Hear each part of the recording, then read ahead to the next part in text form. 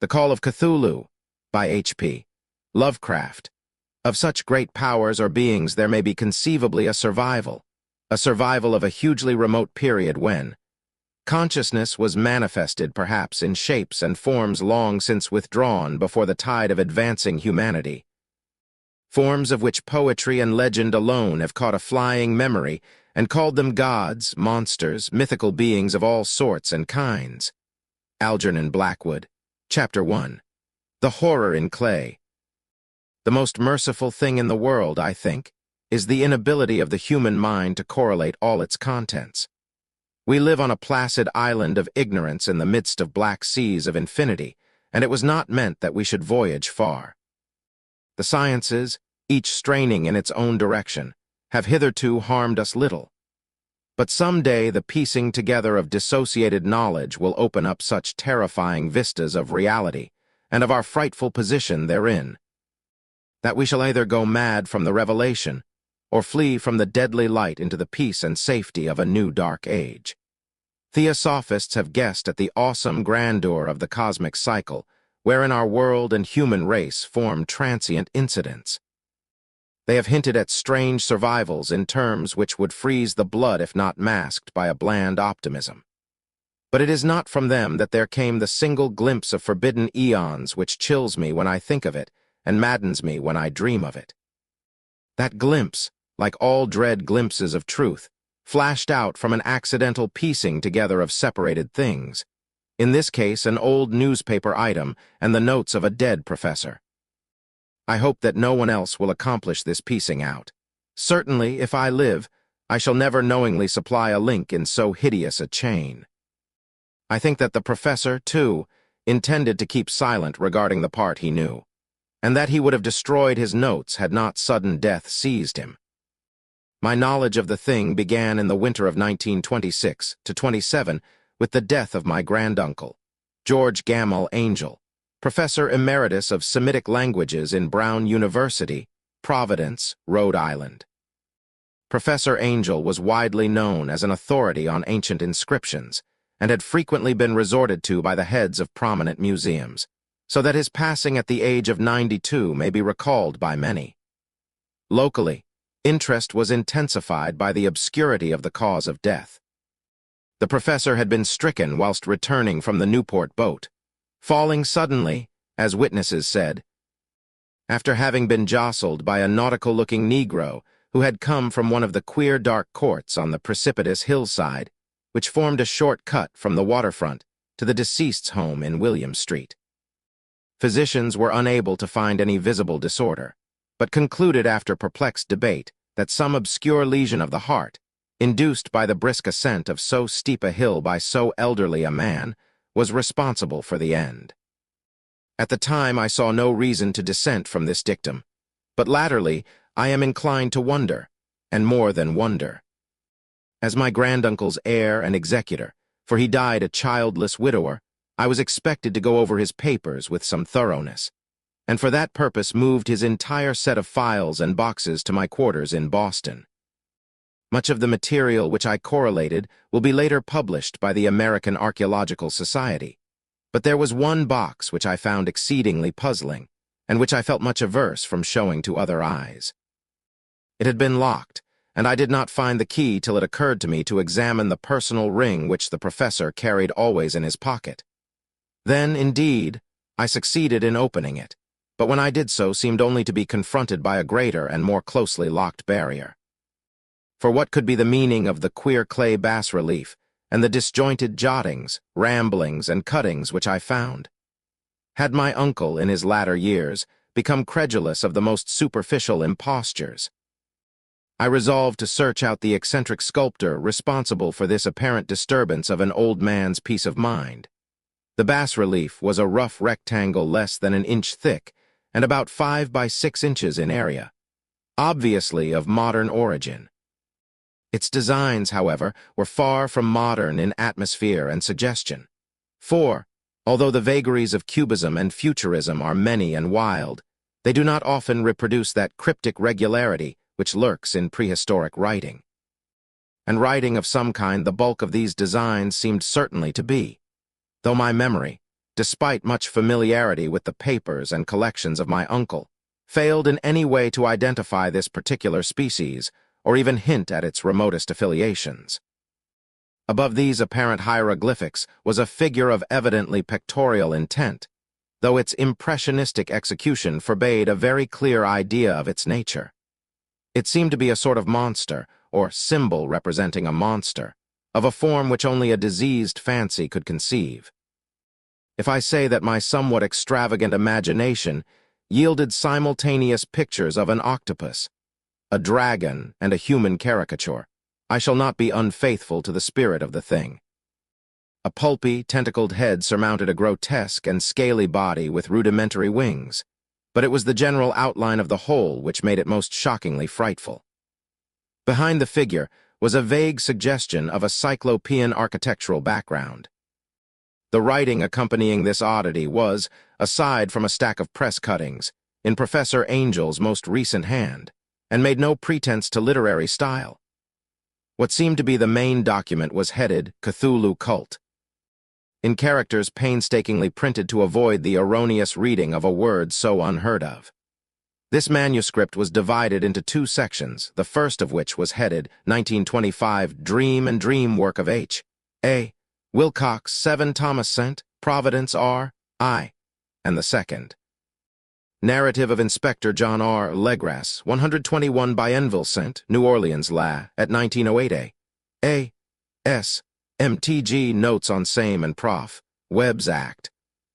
The other manuscript papers were all brief notes, some of them accounts of the queer dreams of different persons, some of them citations from theosophical books and magazines, notably W. Scott Elliott's Atlantis and the Lost Lemuria, and the rest comments on long-surviving secret societies and hidden cults, with references to passages in such mythological and anthropological sourcebooks as Fraser's Golden Bough and Miss Murray's Witch Cult in Western Europe. The cuttings largely alluded to outre mental illnesses and outbreaks of group folly or mania in the spring of 1925. The first half of the principal manuscript told a very peculiar tale. It appears that on March 1, 1925, a thin, dark young man of neurotic and excited aspect had called upon Professor Angel, bearing the singular clay bas-relief, which was then exceedingly damp and fresh. His card bore the name of Henry Anthony Wilcox, and my uncle had recognized him as the youngest son of an excellent family slightly known to him, who had latterly been studying sculpture at the Rhode Island School of Design and living alone at the Fleur-de-Lis building near that institution. Wilcox was a precocious youth of known genius but great eccentricity, and had from childhood excited attention through the strange stories and odd dreams he was in the habit of relating. He called himself psychically hypersensitive. But the staid folk of the ancient commercial city dismissed him as merely queer. Never mingling much with his kind, he had dropped gradually from social visibility and was now known only to a small group of aesthetes from other towns. Even the Providence Art Club, anxious to preserve its conservatism, had found him quite hopeless. On the occasion of the visit, ran the professor's manuscript, the sculptor abruptly asked for the benefit of his host's archaeological knowledge in identifying the hieroglyphics on the bas-relief. He spoke in a dreamy, stilted manner which suggested pose and alienated sympathy, and my uncle showed some sharpness in replying, for the conspicuous freshness of the tablet implied kinship with anything but archaeology. Young Wilcox's rejoinder, which impressed my uncle enough to make him recall and record it verbatim, was of a fantastically poetic cast which must have typified his whole conversation, and which I have since found highly characteristic of him. He said, "It is new indeed, for I made it last night in a dream of strange cities, and dreams are older than brooding Tyre or the contemplative Sphinx or garden-girdled Babylon." It was then that he began that rambling tale which suddenly played upon a sleeping memory and won the fevered interest of my uncle. There had been a slight earthquake tremor the night before, the most considerable felt in New England for some years, and Wilcox's imagination had been keenly affected. Upon retiring, He had had an unprecedented dream of great cyclopean cities of Titan blocks and sky-flung monoliths, all dripping with green ooze and sinister with latent horror. Hieroglyphics had covered the walls and pillars, and from some undetermined point below had come a voice that was not a voice, a chaotic sensation which only fancy could transmute into sound, but which he attempted to render by the almost unpronounceable jumble of letters. Cthulhu FHTAN. This verbal jumble was the key to the recollection which excited and disturbed Professor Angel. He questioned the sculptor with scientific minuteness, and studied with almost frantic intensity the bas-relief on which the youth had found himself working, chilled and clad only in his night-clothes, when waking had stolen bewilderingly over him. My uncle blamed his old age, Wilcox afterwards said, for his slowness in recognizing both hieroglyphics and pictorial design. Many of his questions seemed highly out of place to his visitor, especially those which tried to connect the latter with strange cults or societies. And Wilcox could not understand the repeated promises of silence, which he was offered in exchange for an admission of membership in some widespread mystical or paganly religious body. When Professor Angel became convinced that the sculptor was indeed ignorant of any cult or system of cryptic lore, he besieged his visitor with demands for future reports of dreams.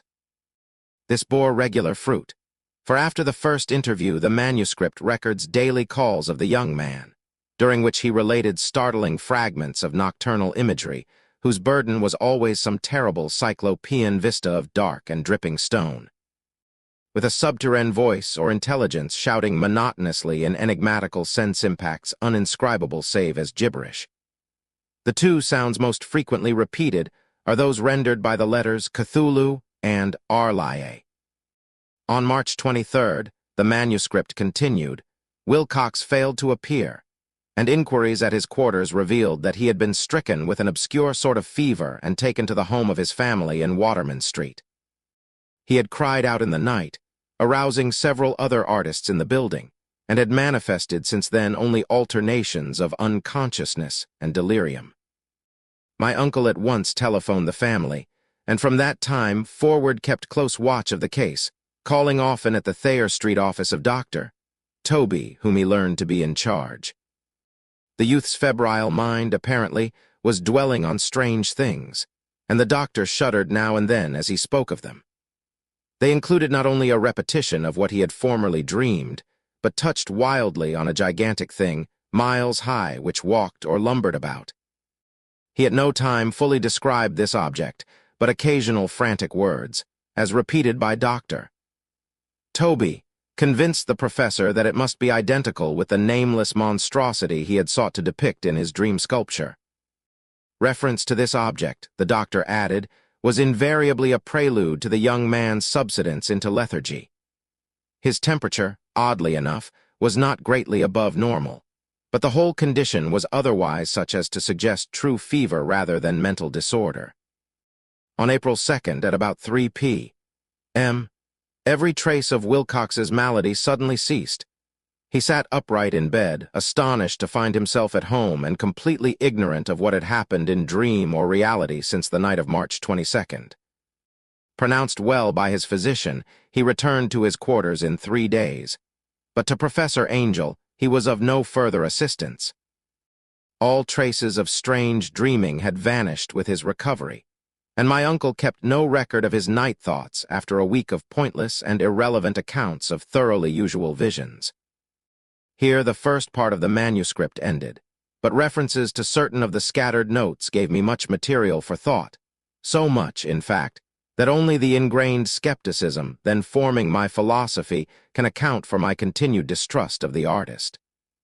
The notes in question were those descriptive of the dreams of various persons covering the same period as that in which young Wilcox had had his strange visitations.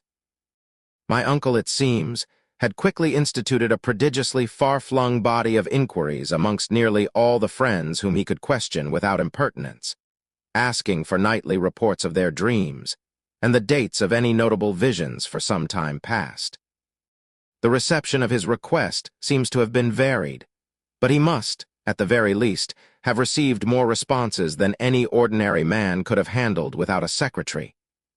This original correspondence was not preserved, but his notes formed a thorough and really significant digest.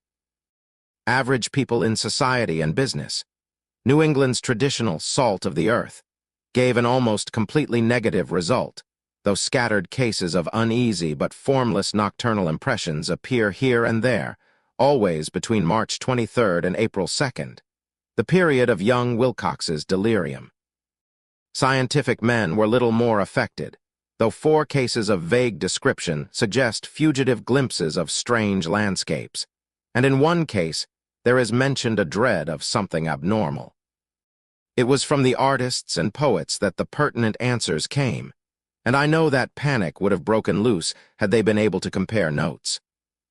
As it was, lacking their original letters, I half suspected the compiler of having asked leading questions, or of having edited the correspondence in corroboration of what he had latently resolved to see. That is why I continued to feel that Wilcox, somehow cognizant of the old data which my uncle had possessed, had been imposing on the veteran scientist. These responses from aesthetes told a disturbing tale. From February 28th to April 2nd, a large proportion of them had dreamed very bizarre things, the intensity of the dreams being immeasurably the stronger during the period of the sculptor's delirium. Over a fourth of those who reported anything reported scenes and half-sounds not unlike those which Wilcox had described, and some of the dreamers confessed acute fear of the gigantic nameless thing visible toward the last. One case, which the note describes with emphasis, was very sad. The subject, a widely known architect with leanings toward theosophy and occultism, went violently insane on the date of young Wilcox's seizure, and expired several months later after incessant screamings to be saved from some escaped denizen of hell. Had my uncle referred to these cases by name instead of merely by number, I should have attempted some corroboration and personal investigation. But as it was, I succeeded in tracing down only a few. All of these, however, bore out the notes in full. I have often wondered if all the objects of the professor's questioning felt as puzzled as did this fraction. It is well that no explanation shall ever reach them. The press cuttings, as I have intimated, touched on cases of panic, mania, and eccentricity during the given period. Professor Angel must have employed a cutting bureau, for the number of extracts was tremendous, and the sources scattered throughout the globe. Here was a nocturnal suicide in London, where a lone sleeper had leaped from a window after a shocking cry. Here likewise a rambling letter to the editor of a paper in South America, where a fanatic deduces a dire future from visions he has seen. A dispatch from California describes a theosophist colony as donning white robes en masse for some glorious fulfillment, which never arrives, whilst items from India speak guardedly of serious native unrest toward the end of March. Voodoo orgies multiply in Haiti, and African outposts report ominous mutterings. American officers in the Philippines find certain tribes bothersome about this time, and New York policemen are mobbed by hysterical Levantines on the night of March 22 to 23. The west of Ireland, too, is full of wild rumor and legendry, and a fantastic painter named Ardwabonat hangs a blasphemous dream landscape in the Paris Spring Salon of 1926. And so numerous are the recorded troubles in insane asylums that only a miracle can have stopped the medical fraternity from noting strange parallelisms and drawing mystified conclusions. A weird bunch of cuttings, all told, and I can at this date scarcely envisage the callous rationalism with which I set them aside. But I was then convinced that young Wilcox had known of the older matters mentioned by the professor. Chapter 2. The Tale of Inspector Legras. The older matters which had made the sculptor's dream and bas-relief so significant to my uncle formed the subject of the second half of his long manuscript.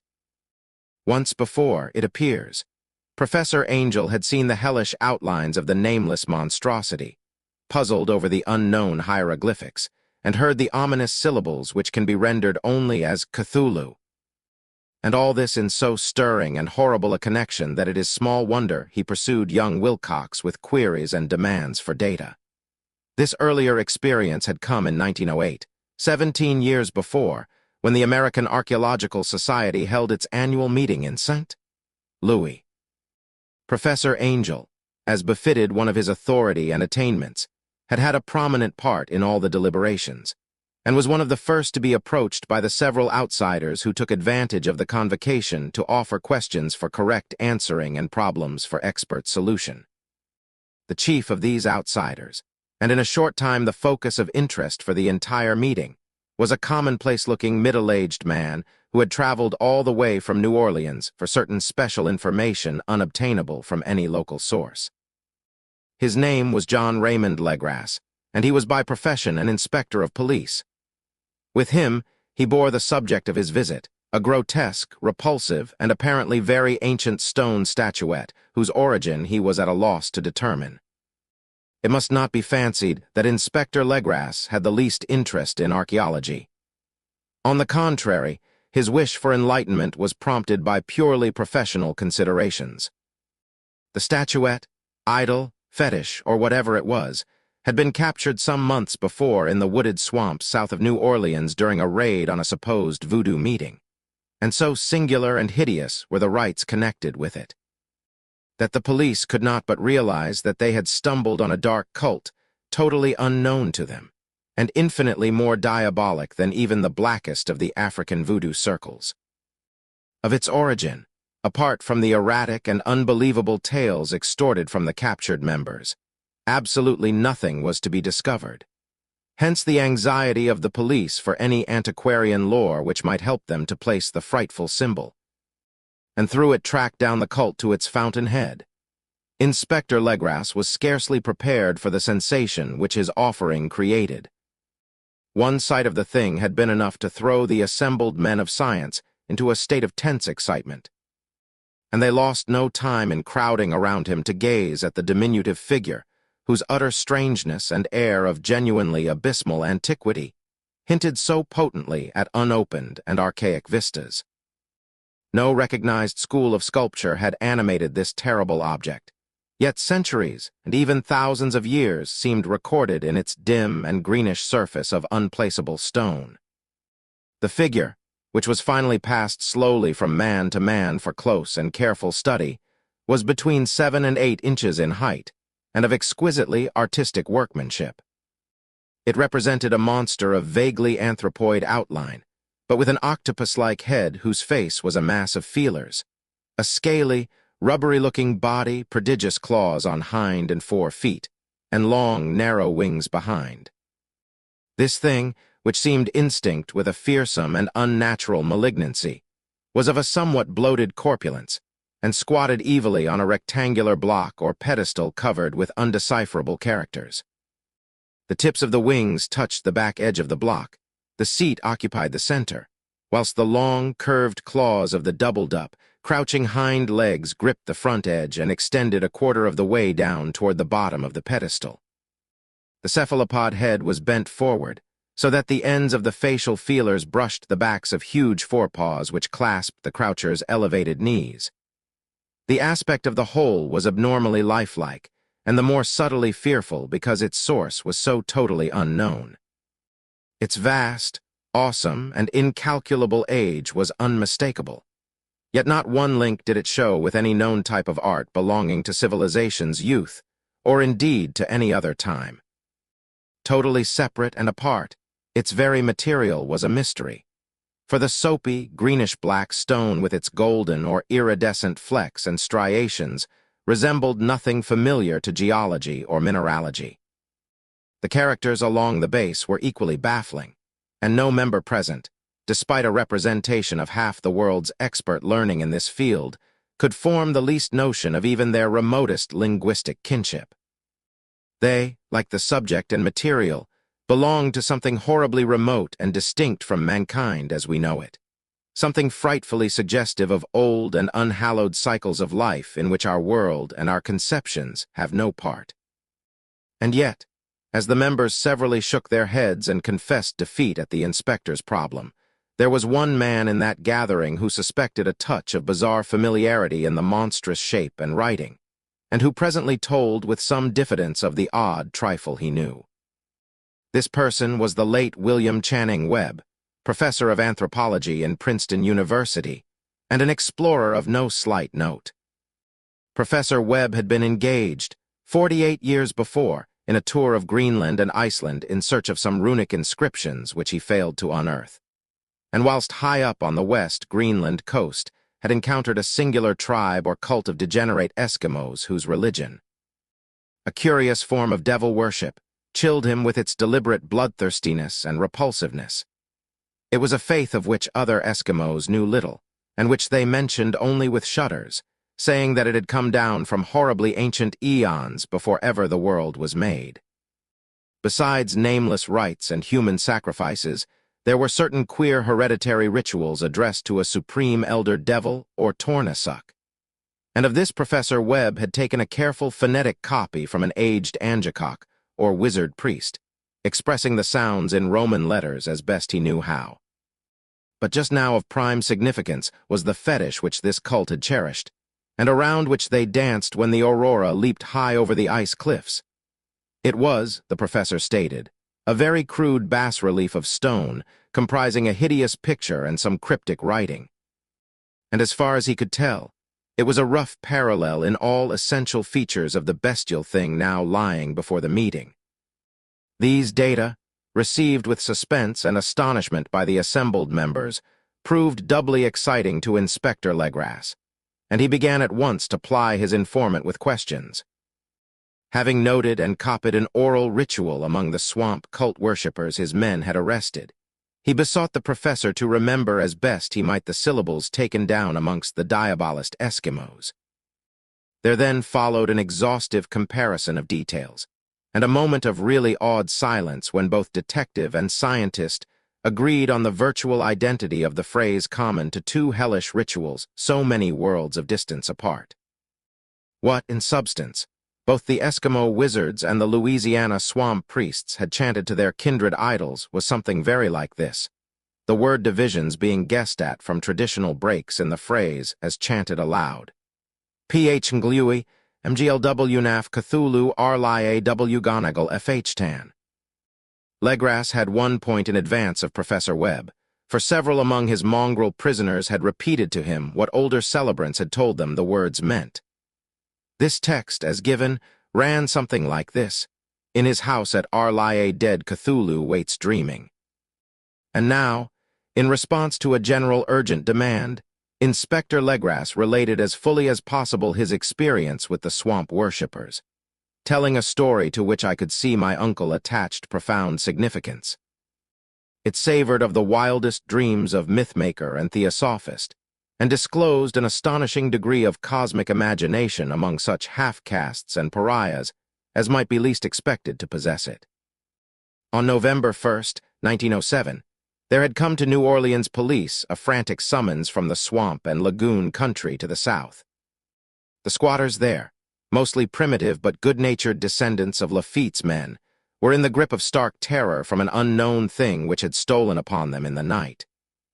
It was voodoo, apparently, but voodoo of a more terrible sort than they had ever known.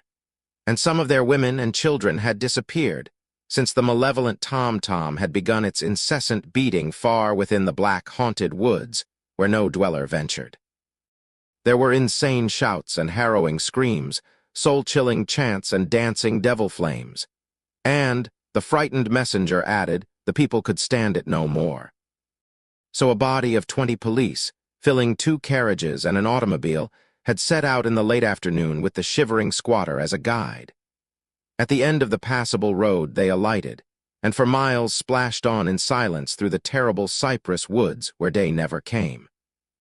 Ugly roots and malignant hanging nooses of Spanish moss beset them, and now and then a pile of dank stones or fragments of a rotting wall intensified by its hint of morbid habitation, a depression which every malformed tree and every fungus islet combined to create. At length the squatter settlement, a miserable huddle of huts, hove in sight, and hysterical dwellers ran out to cluster around the group of bobbing lanterns. The muffled beat of tom-toms was now faintly audible far, far ahead, and a curdling shriek came at infrequent intervals when the wind shifted. A reddish glare, too, seemed to filter through the pale undergrowth beyond endless avenues of forest night. Reluctant even to be left alone again, each one of the cowed squatters refused point-blank to advance another inch toward the scene of unholy worship. So Inspector Legras and his 19 colleagues plunged on unguided into black arcades of horror that none of them had ever trod before. The region now entered by the police was one of traditionally evil repute, substantially unknown and untraversed by white men. There were legends of a hidden lake unglimpsed by mortal sight, in which dwelt a huge, formless white polypus thing with luminous eyes, and squatters whispered that bat-winged devils flew up out of caverns in inner earth to worship it at midnight. They said it had been there before D'Iberville, before La Salle, before the Indians, and before even the wholesome beasts and birds of the woods. It was nightmare itself, and to see it was to die. But it made men dream, and so they knew enough to keep away.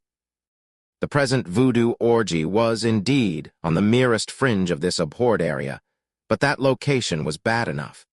Hence, perhaps, the very place of the worship had terrified the squatters more than the shocking sounds and incidents. Only poetry or madness could do justice to the noises heard by Legras's men, as they plowed on through the black morass toward the red glare and the muffled tom-toms. There are vocal qualities peculiar to men, and vocal qualities peculiar to beasts, and it is terrible to hear the one when the source should yield the other. Animal fury and orgiastic license here whipped themselves to demoniac heights by howls and squawking ecstasies that tore and reverberated through those nighted woods like pestilential tempests from the gulfs of hell. Now and then the less organized ululations would cease, and from what seemed a well-drilled chorus of hoarse voices would rise in sing-song chant that hideous phrase or ritual. Ph Nglui, MGLW Naf Cthulhu, Rlie W Gonagal FH Tan. Then the men, having reached a spot where the trees were thinner, came suddenly in sight of the spectacle itself. 4 of them reeled, 1 fainted, and 2 were shaken into a frantic cry which the mad cacophony of the orgy fortunately deadened. Legras dashed swamp water on the face of the fainting man, and all stood trembling and nearly hypnotized with horror. In a natural glade of the swamp stood a grassy island of perhaps an acre's extent, clear of trees and tolerably dry. On this now leaped and twisted a more indescribable horde of human abnormality than any but a Sime or an Angarola could paint. Void of clothing, this hybrid spawn were braying, bellowing, and writhing about a monstrous ring-shaped bonfire, in the center of which, revealed by occasional rifts in the curtain of flame, stood a great granite monolith some 8 feet in height, on top of which, incongruous in its diminutiveness, rested the noxious carven statuette. From a wide circle of 10 scaffolds set up at regular intervals with the flame-girt monolith as a center hung, head downward, the oddly marred bodies of the helpless squatters who had disappeared. It was inside this circle that the ring of worshippers jumped and roared, the general direction of the mass motion being from left to right in endless bacchanal between the ring of bodies and the ring of fire. It may have been only imagination, and it may have been only echoes which induced one of the men, an excitable Spaniard, to fancy he heard antiphonal responses to the ritual from some far and unilumined spot deeper within the wood of ancient legendry and horror. This man, Joseph D. Galvez, I later met and questioned, and he proved distractingly imaginative. He indeed went so far as to hint of the faint beating of great wings, and of a glimpse of shining eyes and a mountainous white bulk beyond the remotest trees. But I suppose he had been hearing too much native superstition.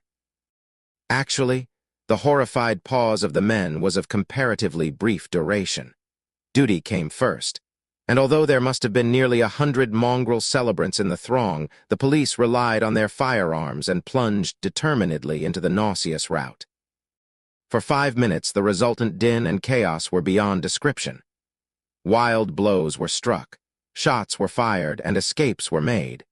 But in the end, Legras was able to count some 47 sullen prisoners, whom he forced to dress in haste and fall into line between 2 rows of policemen. 5 of the worshippers lay dead, and 2 severely wounded ones were carried away on improvised stretchers by their fellow prisoners. The image on the monolith, of course, was carefully removed and carried back by Legras. Examined at headquarters after a trip of intense strain and weariness, the prisoners all proved to be men of a very low, mixed-blooded, and mentally aberrant type. Most were seamen, and a sprinkling of Negroes and mulattoes, largely West Indians or Brava Portuguese from the Cape Verde Islands, gave a coloring of voodooism to the heterogeneous cult. But before many questions were asked, it became manifest that something far deeper and older than Negro fetishism was involved. Degraded and ignorant as they were, the creatures held with surprising consistency to the central idea of their loathsome faith. They worshipped, so they said, the great old ones who lived ages before there were any men, and who came to the young world out of the sky.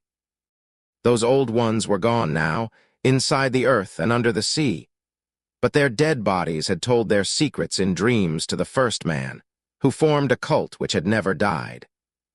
This was that cult, and the prisoners said it had always existed and always would exist, hidden in distant wastes and dark places all over the world until the time when the great priest Cthulhu, from his dark house in the mighty city of Arlaye under the waters, should rise and bring the earth again beneath his sway.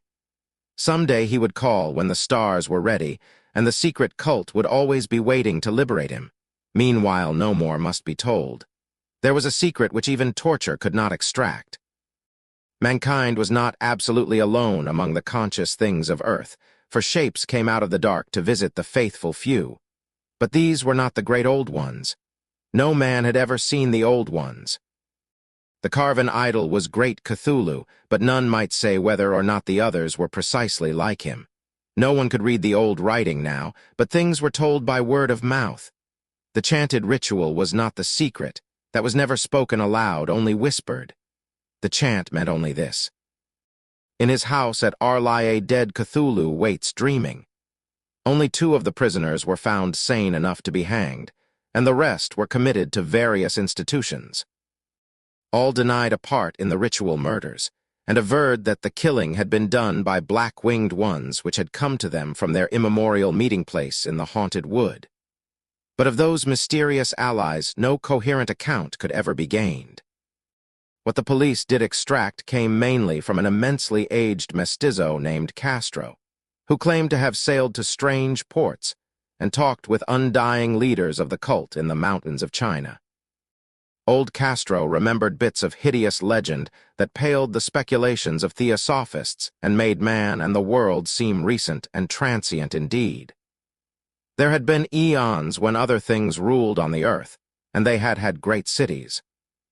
Remains of them, he said the deathless Chinamen had told him, were still to be found as cyclopean stones on islands in the Pacific. They all died vast epochs of time before man came, but there were arts which could revive them when the stars had come round again to the right positions in the cycle of eternity. They had, indeed, come themselves from the stars and brought their images with them. These great old ones, Castro continued, were not composed altogether of flesh and blood. They had shape, for did not this star-fashioned image prove it? But that shape was not made of matter. When the stars were right, they could plunge from world to world through the sky, but when the stars were wrong, they could not live. But although they no longer lived, they would never really die. They all lay in stone houses in their great city of Arlaye, preserved by the spells of mighty Cthulhu for a glorious resurrection when the stars and the earth might once more be ready for them. But at that time, some force from outside must serve to liberate their bodies. The spells that preserved them intact likewise prevented them from making an initial move, and they could only lie awake in the dark and think whilst uncounted millions of years rolled by. They knew all that was occurring in the universe, for their mode of speech was transmitted thought. Even now they talked in their tombs. When, after infinities of chaos, the first men came, the great old ones spoke to the sensitive among them by molding their dreams, for only thus could their language reach the fleshly minds of mammals. Then, whispered Castro, those first men formed the cult around small idols which the great ones showed them. Idols brought in dim eras from dark stars. That cult would never die till the stars came right again, and the secret priests would take great Cthulhu from his tomb to revive his subjects and resume his rule of Earth. The time would be easy to know, for then mankind would have become as the great old ones, free and wild and beyond good and evil, with laws and morals thrown aside and all men shouting and killing and reveling in joy. Then the liberated old ones would teach them new ways to shout and kill and revel and enjoy themselves, and all the earth would flame with a holocaust of ecstasy and freedom. Meanwhile, the cult, by appropriate rites, must keep alive the memory of those ancient ways and shadow forth the prophecy of their return. In the elder time, chosen men had talked with the entombed old ones in dreams, but then something had happened.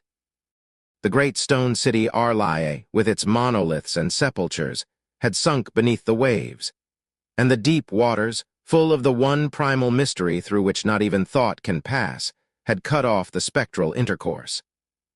But memory never died, and high priests said that the city would rise again when the stars were right. Then came out of the earth the black spirits of earth, moldy and shadowy and full of dim rumors picked up in caverns beneath forgotten sea bottoms. But of them, old Castro dared not speak much. He cut himself off hurriedly, and no amount of persuasion or subtlety could elicit more in this direction. The size of the old ones, too, he curiously declined to mention. Of the cult, he said that he thought the center lay amid the pathless deserts of Arabia, where Irem, the city of pillars, dreams hidden and untouched. It was not allied to the European witch cult, and was virtually unknown beyond its members. No book had ever really hinted of it, though the deathless Chinaman said that there were double meanings in the Necronomicon of the mad Arab Abdul al-Hazred which the initiated might read as they chose, especially the much-discussed couplet. That is not dead which can eternal lie, and with strange eons even death may die. Legras, deeply impressed and not a little bewildered, had inquired in vain concerning the historic affiliations of the cult. Castro, apparently, had told the truth when he said that it was wholly secret. The authorities at Chilean University could shed no light upon either cult or image.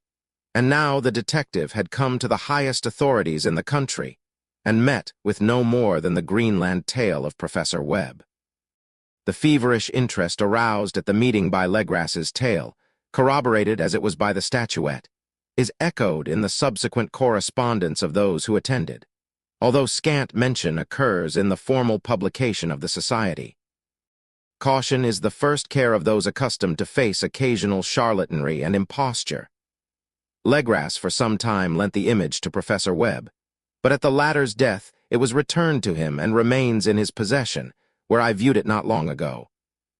It is truly a terrible thing, and unmistakably akin to the dream sculpture of young Wilcox. That my uncle was excited by the tale of the sculptor I did not wonder, for what thoughts must arise upon hearing, after a knowledge of what Legras had learned of the cult? Of a sensitive young man who had dreamed not only the figure and exact hieroglyphics of the swamp-found image and the Greenland devil tablet, but had come in his dreams upon at least 3 of the precise words of the formula, uttered alike by Eskimo diabolists and mongrel Louisianans. Professor Angel's instant start on an investigation of the utmost thoroughness was eminently natural, though privately I suspected young Wilcox of having heard of the cult in some indirect way, and of having invented a series of dreams to heighten and continue the mystery at my uncle's expense. The dream narratives and cuttings collected by the professor were, of course, strong corroboration, but the rationalism of my mind and the extravagance of the whole subject led me to adopt what I thought the most sensible conclusions. So, after thoroughly studying the manuscript again, and correlating the theosophical and anthropological notes with the cult narrative of Legras, I made a trip to Providence to see the sculptor, and give him the rebuke I thought proper for so boldly imposing upon a learned and aged man. Wilcox still lived alone in the Fleur-de-Lis building in Thomas Street, a hideous Victorian imitation of 17th-century Breton architecture which flaunts its stuccoed front amidst the lovely colonial houses on the ancient hill, and under the very shadow of the finest Georgian steeple in America. I found him at work in his rooms, and at once conceded from the specimens scattered about that his genius is indeed profound and authentic. He will, I believe, be heard from sometime as one of the great decadents, for he has crystallized in clay and will one day mirror in marble those nightmares and fantasies which Arthur Machen evokes in prose, and Clark Ashton Smith makes visible in verse and in painting. Dark, frail, and somewhat unkempt in aspect, he turned languidly at my knock and asked me my business without rising. When I told him who I was, he displayed some interest, for my uncle had excited his curiosity in probing his strange dreams, yet had never explained the reason for the study. I did not enlarge his knowledge in this regard, but sought with some subtlety to draw him out. In a short time I became convinced of his absolute sincerity, for he spoke of the dreams in a manner none could mistake. They and their subconscious residuum had influenced his art profoundly, and he showed me a morbid statue whose contours almost made me shake with the potency of its black suggestion. He could not recall having seen the original of this thing except in his own dream bas-relief, but the outlines had formed themselves insensibly under his hands. It was, no doubt, the giant shape he had raved of in delirium. That he really knew nothing of the hidden cult, save from what my uncle's relentless catechism had let fall, he soon made clear. And again I strove to think of some way in which he could possibly have received the weird impressions. He talked of his dreams in a strangely poetic fashion, making me see with terrible vividness the damp cyclopean city of slimy green stone, whose geometry, he oddly said, was all wrong, and hear with frightened expectancy the ceaseless, half-mental calling from underground. Cthulhu Tan. Cthulhu Tan. These words had formed part of that dread ritual which told of dead Cthulhu's dream vigil in his stone vault at Arlaye, and I felt deeply moved despite my rational beliefs. Wilcox, I was sure, had heard of the cult in some casual way, and had soon forgotten it amidst the mass of his equally weird reading and imagining. Later, by virtue of its sheer impressiveness, it had found subconscious expression in dreams, in the bas-relief, and in the terrible statue I now beheld, so that his imposture upon my uncle had been a very innocent one. The youth was of a type, at once slightly affected and slightly ill-mannered, which I could never like, but I was willing enough now to admit both his genius and his honesty. I took leave of him amicably and wish him all the success his talent promises. The matter of the cult still remained to fascinate me, and at times I had visions of personal fame from researches into its origin and connections.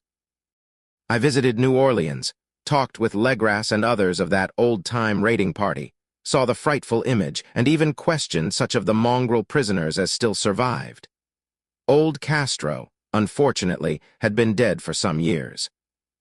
What I now heard so graphically at first hand, though it was really no more than a detailed confirmation of what my uncle had written, excited me afresh, for I felt sure that I was on the track of a very real, very secret, and very ancient religion whose discovery would make me an anthropologist of note.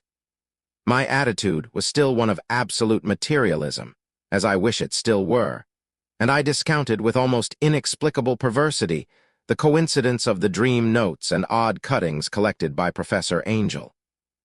One thing which I began to suspect, and which I now fear I know, is that my uncle's death was far from natural. He fell on a narrow hill street leading up from an ancient waterfront swarming with foreign mongrels, after a careless push from a Negro sailor. I did not forget the mixed blood and marine pursuits of the cult members in Louisiana, and would not be surprised to learn of secret methods and poison needles as ruthless, and as anciently known as the cryptic rites and beliefs. Legras and his men, it is true, have been let alone, but in Norway a certain seaman who saw things is dead. Might not the deeper inquiries of my uncle after encountering the sculptor's data have come to sinister ears? I think Professor Angel died because he knew too much, or because he was likely to learn too much. Whether I shall go as he did remains to be seen, for I have learned much now. Chapter 3. The Madness from the Sea. If heaven ever wishes to grant me a boon, it will be a total effacing of the results of a mere chance which fixed my eye on a certain stray piece of shelf paper. It was nothing on which I would naturally have stumbled in the course of my daily round, for it was an old number of an Australian journal, Sydney Bulletin, for April 18, 1925. It had escaped even the cutting bureau which had at the time of its issuance been avidly collecting material for my uncle's research.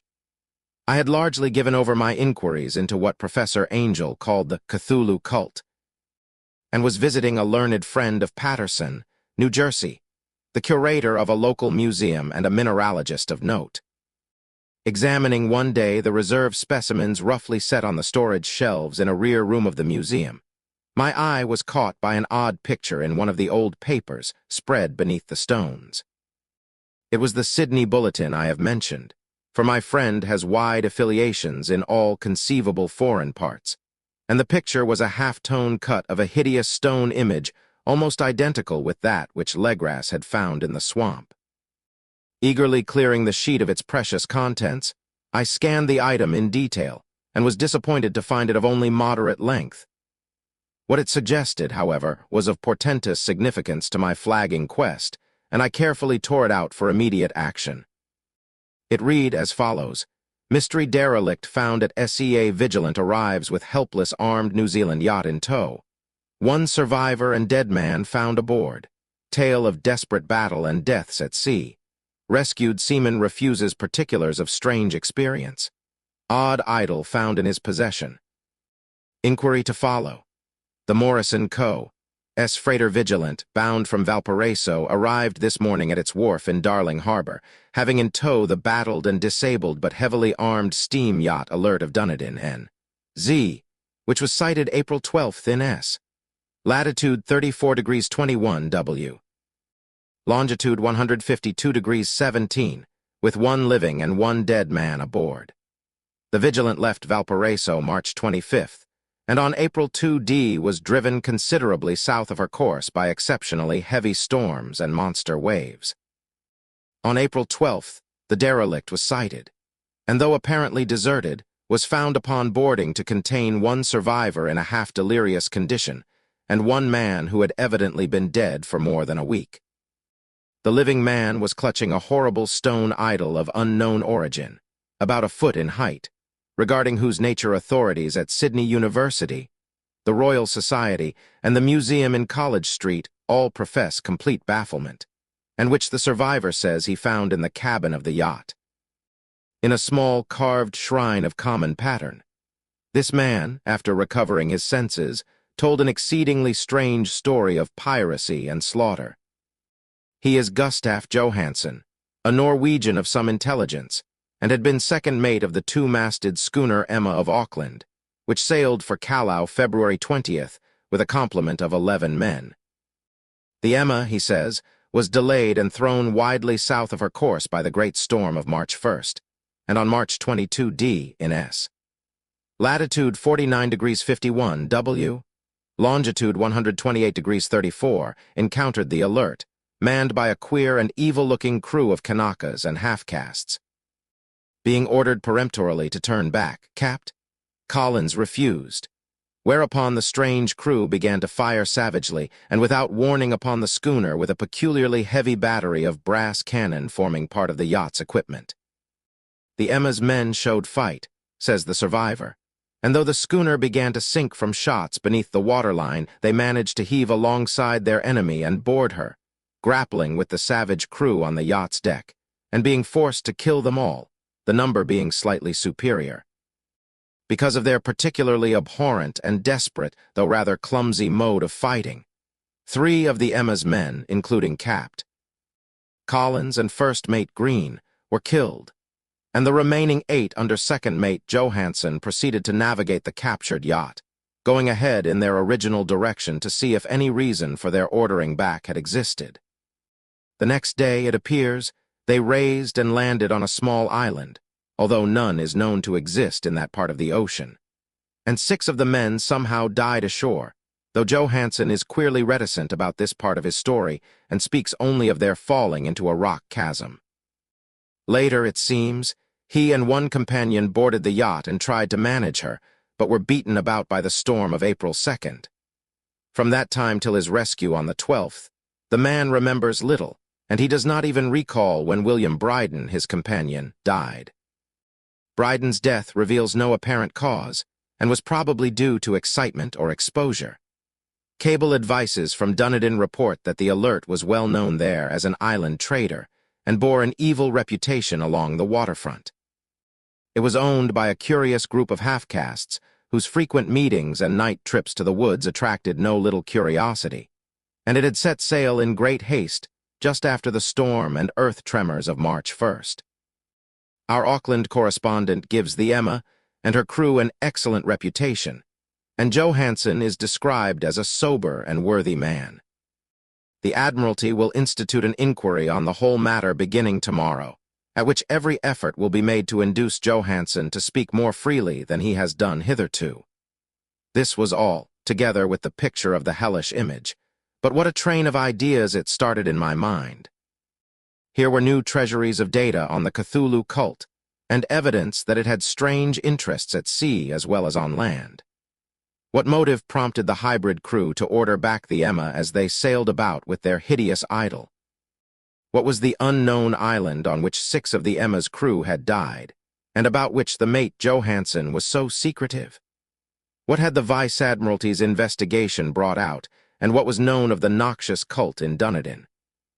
And most marvelous of all, what deep and more than natural linkage of dates was this which gave a malign and now undeniable significance to the various turns of events so carefully noted by my uncle? March 1st, our February 28th according to the international date line, the earthquake and storm had come. From Dunedin the Alert and her noisome crew had darted eagerly forth as if imperiously summoned, and on the other side of the earth poets and artists had begun to dream of a strange, dank cyclopean city, whilst a young sculptor had molded in his sleep the form of the dreaded Cthulhu. March 23rd, the crew of the Emma landed on an unknown island and left 6 men dead. And on that date, the dreams of sensitive men assumed a heightened vividness and darkened with dread of a giant monster's malign pursuit. Whilst an architect had gone mad, and a sculptor had lapsed suddenly into delirium. And what of this storm of April 2nd, the date on which all dreams of the dank city ceased, and Wilcox emerged unharmed from the bondage of strange fever? What of all this, and of those hints of old Castro about the sunken, star-born old ones and their coming reign, their faithful cult and their mastery of dreams? Was I tottering on the brink of cosmic horrors beyond man's power to bear? If so, they must be horrors of the mind alone, for in some way the 2nd of April had put a stop to whatever monstrous menace had begun its siege of mankind's soul. That evening, after a day of hurried cabling and arranging, I bade my host adieu and took a train for San Francisco. In less than a month I was in Dunedin, where, however, I found that little was known of the strange cult members who had lingered in the old sea taverns. Waterfront scum was far too common for special mention, though there was vague talk about one inland trip these mongrels had made, during which faint drumming and red flame were noted on the distant hills. In Auckland, I learned that Johansen had returned with yellow hair turned white after a perfunctory and inconclusive questioning at Sydney, and had thereafter sold his cottage in West Street and sailed with his wife to his old home in Oslo.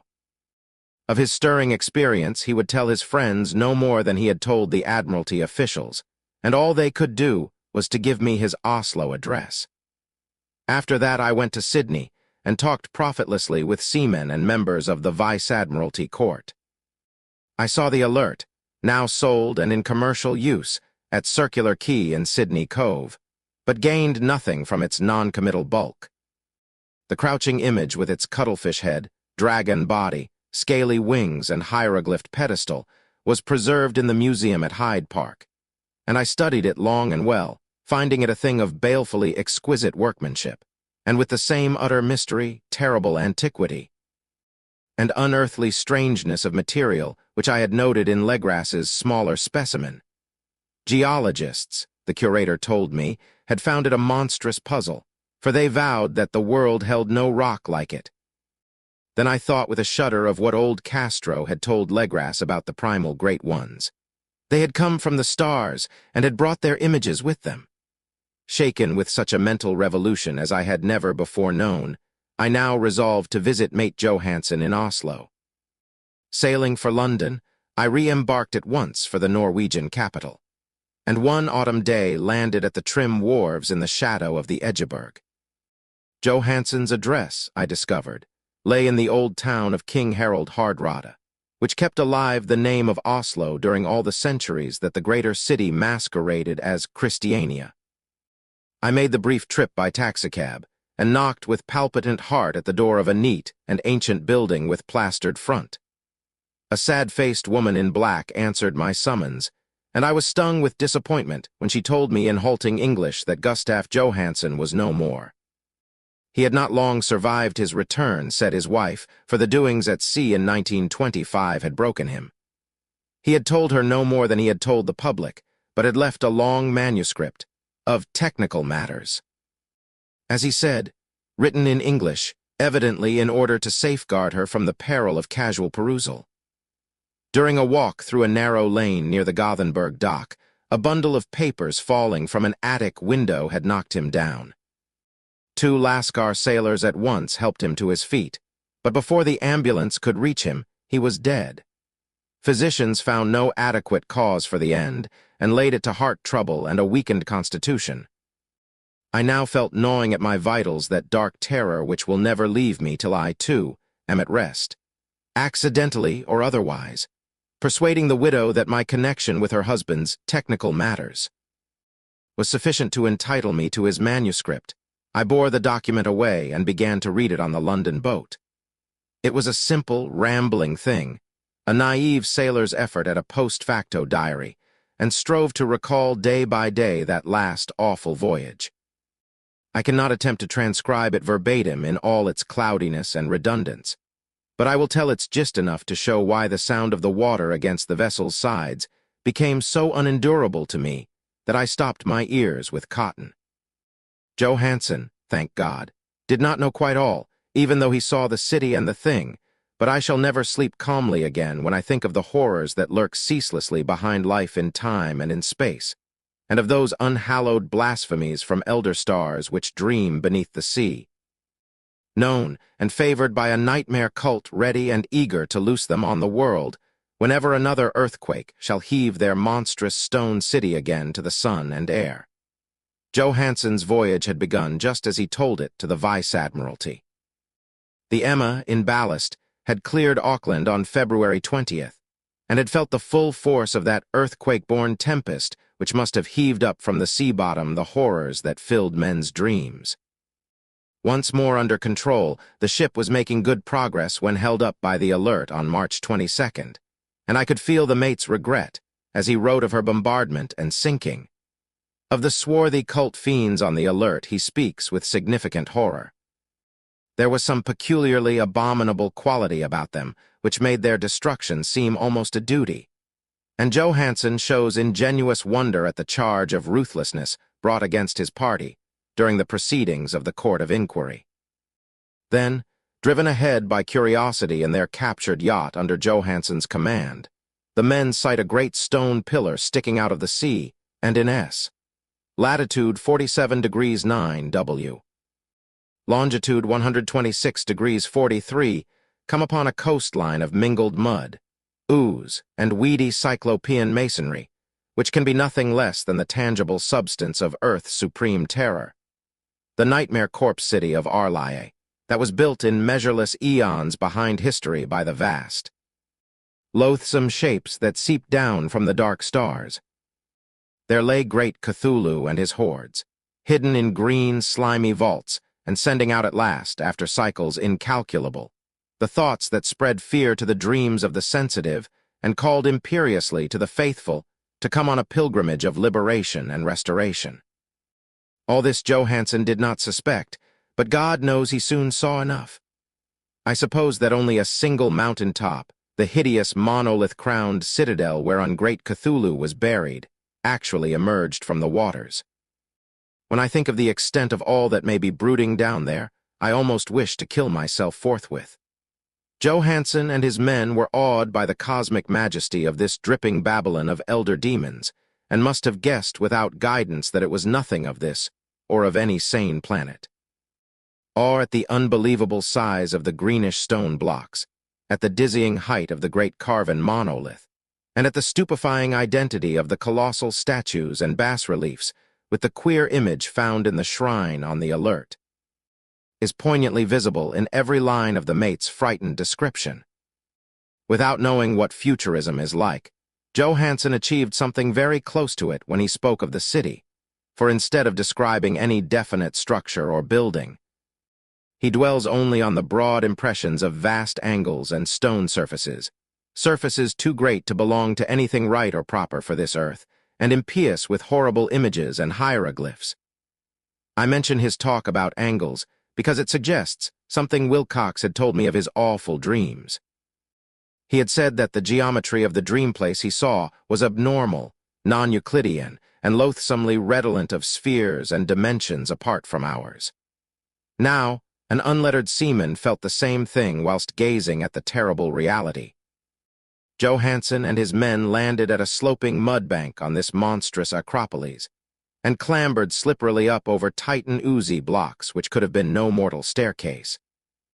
The very sun of heaven seemed distorted when viewed through the polarizing miasma welling out from this sea-soaked perversion, and twisted menace and suspense lurked leeringly in those crazily elusive angles of carven rock, where a second glance showed concavity after the first showed convexity. Something very like fright had come over all the explorers, before anything more definite than rock and ooze and weed was seen.